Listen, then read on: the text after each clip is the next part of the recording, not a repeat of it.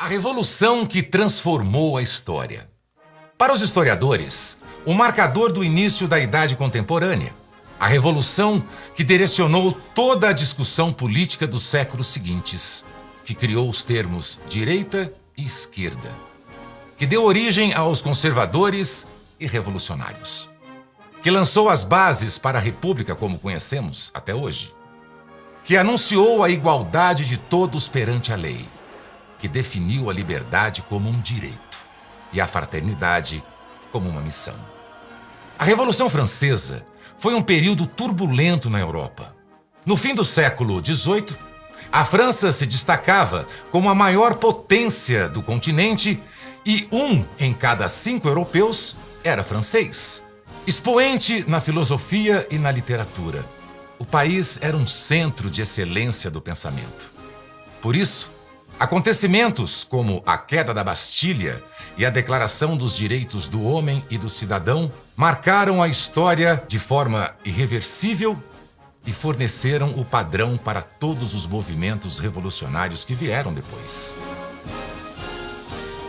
No jornal britânico The Morning Post, de 21 de julho de 1789, podíamos ler em destaque: um inglês que não se sinta cheio de estima e admiração pela maneira sublime com que está agora se efetuando uma das mais importantes revoluções que o mundo jamais viu, deve estar morto para todos os sentidos da virtude e da liberdade.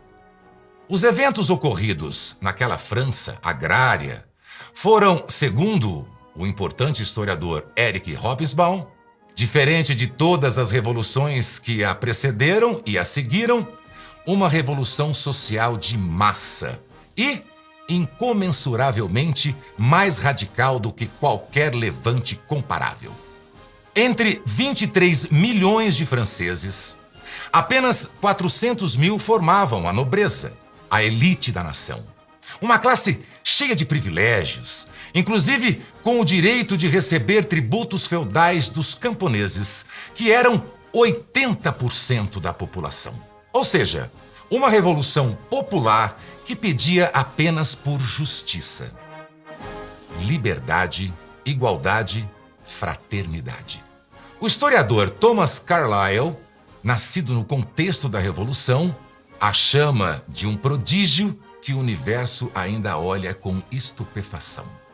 Até que no dia 21 de janeiro de 1793, o povo presenciou, na Praça da Concórdia, em Paris, a decapitação do rei da França, Luís XVI. Era o auge da Revolução.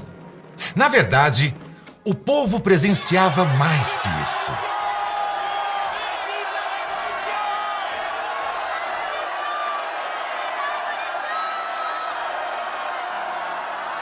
Além da cabeça do rei, a lâmina cortava também todos os laços com o passado, com um mundo atrasado, agrário e feudal, cheio de reis, nobres, bispos e tradições religiosas. Mas eu te prometo, existe um lado oculto nessa história.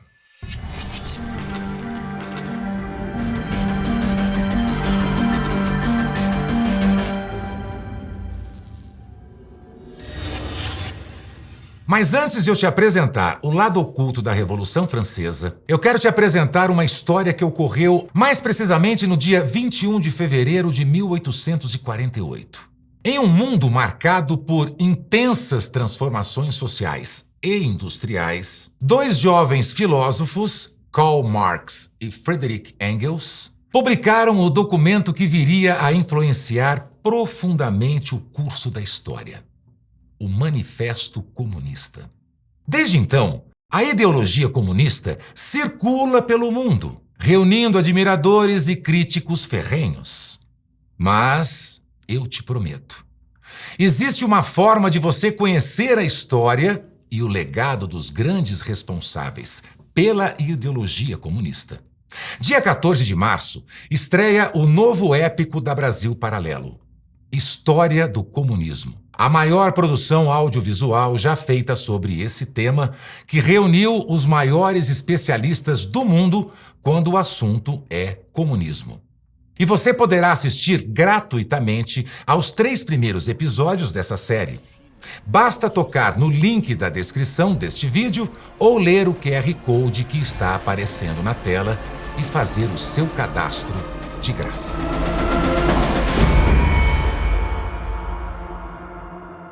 O Marx. O Iluminismo foi um movimento filosófico que se espalhou por toda a Europa no século XVIII. Grandes pensadores como Rousseau, Diderot, Montesquieu, Thomas Paine, Voltaire tinham em comum a certeza de que a razão era o motor principal do progresso humano. Movidos por um grande entusiasmo frente às conquistas científicas do mundo moderno, acreditavam numa espécie de poder terapêutico da razão para curar o fanatismo religioso, responsável por atrasar o desenvolvimento do homem e da civilização. Defendiam a emancipação da humanidade de todas as crenças e superstições. Acreditavam que a história da humanidade evoluía de forma linear. Era como uma estrada rumo ao progresso, que ia das sociedades religiosas em direção às sociedades racionais e científicas. Enquanto tudo isso pairava no ar, no plano das ideias, na prática, a França ainda era um país agrário, de economia feudal e com um regime monárquico absolutista. A população era dividida em 3 ordens hierárquicas, compostas por classes sociais diferentes, chamadas de 3 estados. O primeiro estado francês era formado pelo clero, membros da Igreja Católica. O segundo estado era a nobreza, formada pelos aristocratas, que baseavam seu poder em títulos, e por burocratas, que detinham o poder de influência por meio de cargos públicos. O terceiro estado era composto pelos camponeses, a esmagadora maioria da população, e pela burguesia, os comerciantes das cidades. O escritor francês Emmanuel Joseph Sieyès, contemporâneo da Revolução, descreveu a situação dessa classe da seguinte forma: o que é o terceiro estado? Tudo. O que ele tem sido até agora na política da França? Nada. Além da influência das ideias iluministas, que já vinham se fortalecendo há um século na Europa, e do processo de independência dos Estados Unidos da América, houve uma grave crise econômica na França, que gerou uma onda de revolta e desespero na população. Um inverno muito difícil e uma má safra em 1788 e 1789 tornaram a crise ainda mais intensa e a fome passou a ser uma realidade. Esse sentimento de pânico em massa ficou conhecido como Grande Medo, Grande Peur. Diante da possibilidade real de uma convulsão social, o rei Luís XVI tomou a decisão de convocar a Assembleia dos Estados Gerais, uma espécie de assembleia feudal do reino, que reuniria representantes dos 3 estados para encontrar uma saída para a crise. Mas cada estado tinha direito a um voto.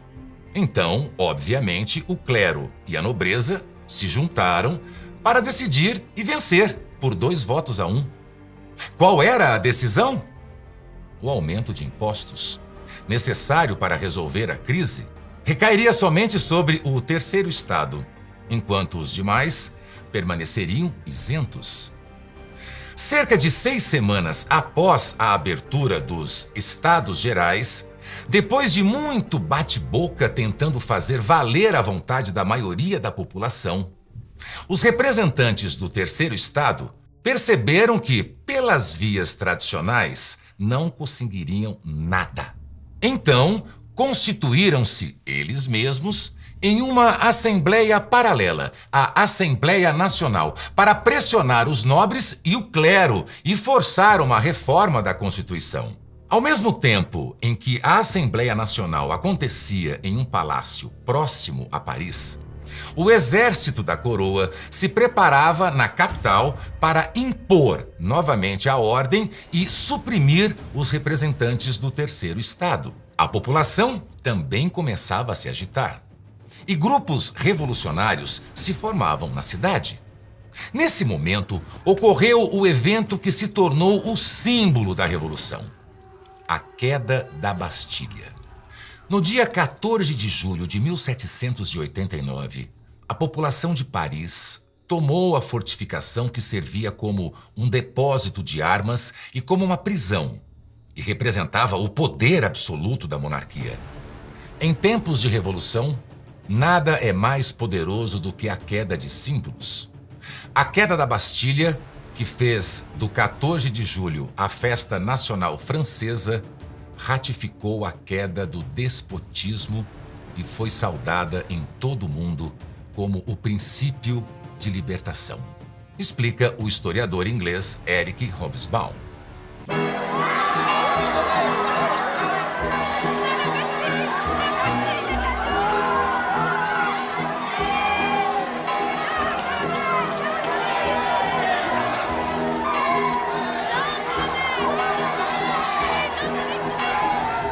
Nos dias seguintes à tomada da Bastilha, o rei cede à pressão da população francesa e aceita a criação oficial da Assembleia Nacional Constituinte, responsável por criar uma nova Constituição.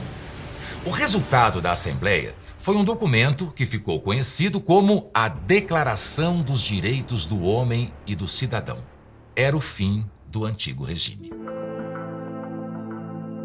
À esquerda da Assembleia ficavam os jacobinos, radicais adeptos à revolução total, que queriam uma mudança completa no governo do país, começando pela queda do rei, que deveria ser condenado, e a implantação de uma república na França. Esse grupo era liderado por Robespierre.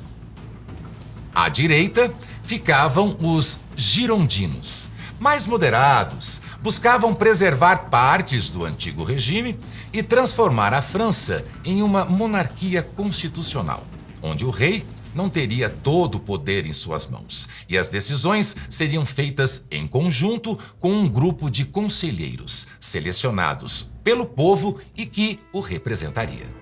Esse grupo era liderado por Brissot e Danton. Essa é a origem dos termos esquerda e direita que usamos até hoje.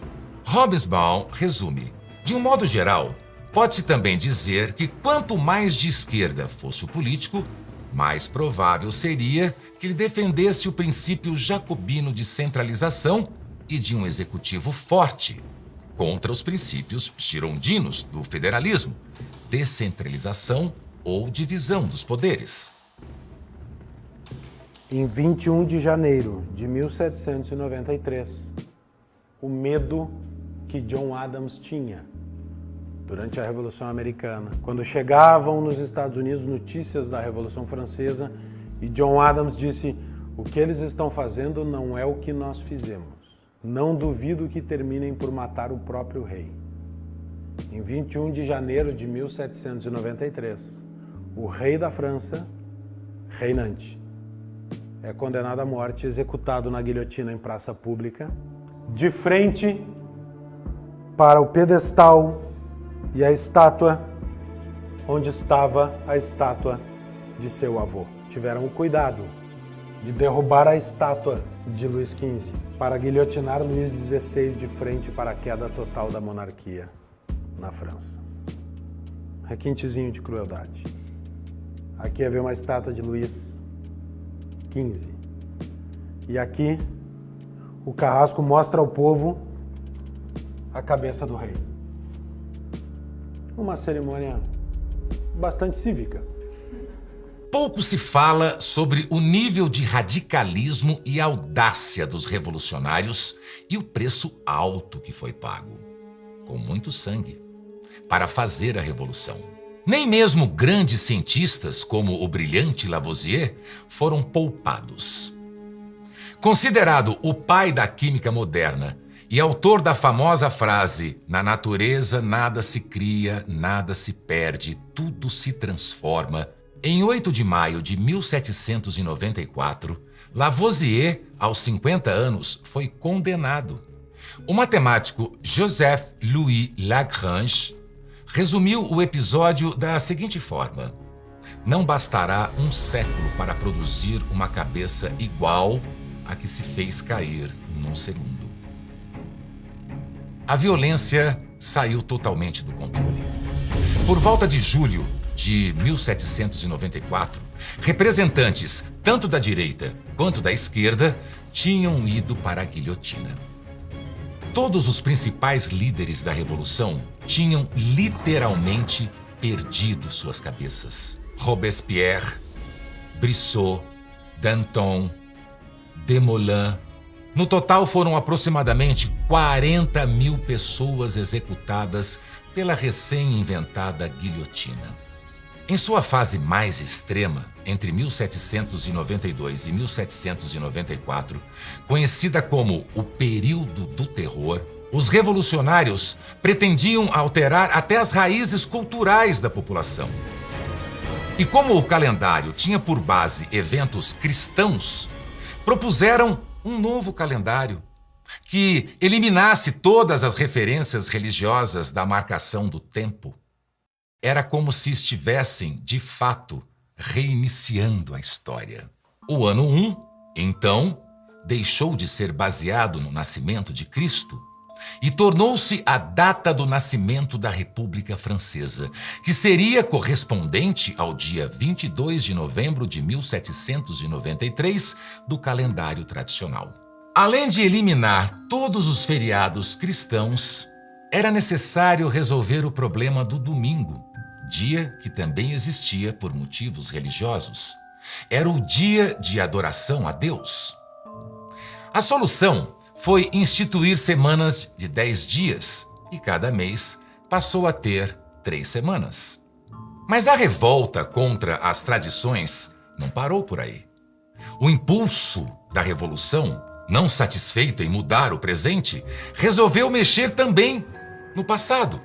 Em agosto de 1793, um decreto do Parlamento Revolucionário, em comemoração à execução do rei Luís XVI, definiu a necessidade de exumar, profanar e destruir os túmulos da família real que estavam preservados na tradicional Basílica de Saint-Denis. A abadia é onde os reis da França e suas famílias eram sepultados desde o século VI. Por isso, é popularmente conhecido como o Cemitério Real da França. Dizia o decreto: a mão poderosa da República deve impiedosamente limpar esses belos epitáfios e demolir os mausoléus que recordam as memórias assustadoras destes reis. E assim foi feito. Em uma espécie de vingança ao passado, 170 túmulos foram vandalizados entre corpos de reis, rainhas, príncipes e princesas. Os revolucionários destruíram os túmulos históricos e abriram os caixões. Em seguida, os corpos foram jogados em valas comuns e cobertos com cal para acelerar a decomposição e desfigurar os restos mortais. Além de tudo isso, a igreja ainda foi pilhada e saqueada. Uma verdadeira perseguição aos mortos, uma destruição da memória e dos símbolos, uma forma de renegar o passado e apagar a história. Um dos principais historiadores franceses que se dedicou ao estudo da Revolução, Michel Vauvel, afirma que o anticlericalismo pronunciado é um dos traços marcantes do jacobinismo. O calendário, as festas, as tradições populares, tudo na França era de inspiração católica. Mas a República tinha que abolir todos os símbolos ligados à religião. Para os revolucionários, o princípio maior que deveria dominar a vida política era fruto de um pacto racional entre os homens, como previsto na teoria iluminista, do contrato social de Jean-Jacques Rousseau. Por isso foram alterados nomes das praças e ruas que homenageavam santos católicos. O confisco de bens da Igreja Católica foi uma das primeiras ações da Assembleia Constituinte que nacionalizou as terras do clero. Esse período, liderado pelo jacobino Robespierre, foi marcado por uma política brutalmente antirreligiosa. Também suprimiu as ordens monásticas e os votos religiosos, porque, julgados contrários às liberdades dos direitos do homem, os membros do clero deveriam, desde então, prestar juramento à Constituição Civil do clero de 1790, como se confirmassem que sua fidelidade era à Revolução e à República, e não à religião e a Deus.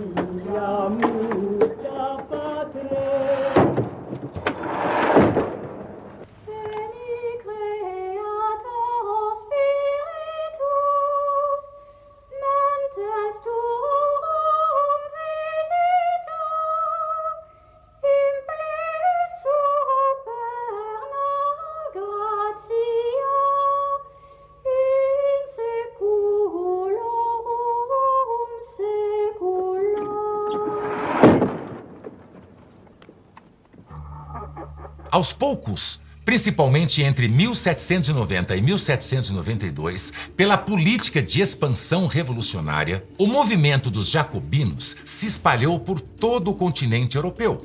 Formavam clubes de debates que, na prática, funcionavam como organizações revolucionárias, uma espécie de eco da Revolução Francesa. Existiram em Londres, na Holanda, na Alemanha, na Áustria, na Bélgica, na Polônia, na Itália e na Suíça. O que todos esses grupos jacobinos tinham em comum era o ódio pelo passado. Um impulso revolucionário de reiniciar a história. Eram tão agressivos que o bispo de Blois, Henri Grégoire, em 1794, cunhou o termo vandalismo como sinônimo de espírito de destruição, para se referir à forma de ação dos jacobinos revolucionários. O bispo produziu uma série de relatórios denunciando a destruição de artefatos culturais, como monumentos, pinturas e livros. Era uma verdadeira luta contra a cultura, uma saga de destruição dos símbolos nacionais. Tudo isso acabava ofuscado pelo bonito discurso em defesa da liberdade, igualdade e fraternidade dos revolucionários. O fim do período do terror não fez o radicalismo da revolução desaparecer, mas apenas mudar de forma e imagem. Em 9 de novembro de 1799, sobe ao poder Napoleão Bonaparte, cuja face oculta eu também já revelei. A Revolução Francesa continuou ecoando pela história, e suas lições foram incorporadas ao socialismo e ao comunismo. A França não é mais referência para nada. Como sociedade, há várias décadas a França deixou de ser referência de qualquer coisa.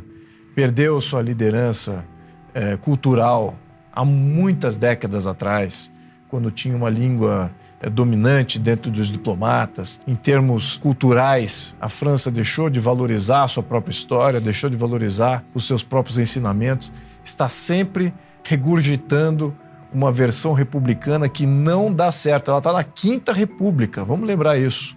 Ela está na Quinta República, nós estamos aqui na Sétima, estamos pior que a França. Então, o que a França é hoje, como sociedade? É uma sociedade ateia. É uma sociedade que se entrega à burocracia. É uma sociedade que não existe como fábrica e tecido humano. Não existe união social na França. Perdeu as raízes de fundação desde a Revolução Francesa. Então foi um sequenciamento de destruição. E se você conhece alguém que até hoje só fala sobre o lado romântico, idealizado da Revolução Francesa, compartilhe esse vídeo com ele. E para aqueles que acham que os seus segredos estão enterrados, em segurança, nas covas perdidas da história, tenham cuidado, pois existem 3 coisas que não podem ser escondidas por muito tempo: o sol, a lua e as faces ocultas que eu vou revelar.